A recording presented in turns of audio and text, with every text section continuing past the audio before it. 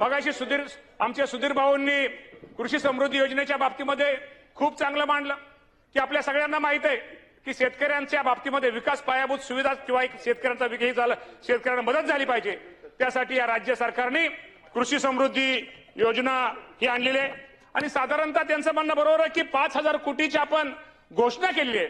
इथं घोषणा केल्यानंतर आपण फक्त ह्या वर्षी 2,000 कोटीची तरतूद केली आहे।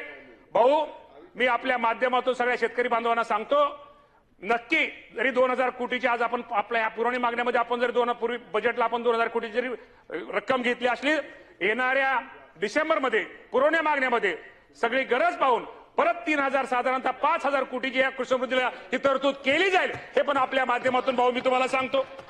भाऊ, तुम्ही वाहनांच्या बाबतीमध्ये सांगितलं, ही गोष्ट खरी आहे की कृषी विभागामध्ये अनेक आता योजना आहेत। अनेक योजना करताना कृषी विभागाचे जे तालुक्याचे कृषी अधिकारी असतात त्यांना गाडी असणं हे गरजेचं आहे। आपण बीडीओला गाडी देतो, आपण तहसीलदारला गाडी देतो, आपण इतरांना गाडी देतो, पण आपल्याला कृषी विभागाला गाडीची सोय नाहीये। या बाबतीमध्ये निश्चित प्रकारे आपण त्या बाबतीमध्ये काय करता येईल आणि त्यामुळे कृषी विभागाच्या अधिकाऱ्यांना कशी आपल्याला गाडी उपलब्ध करून देता येईल तो देण्याचा प्रयत्न भाऊ निश्चित प्रकारे करू।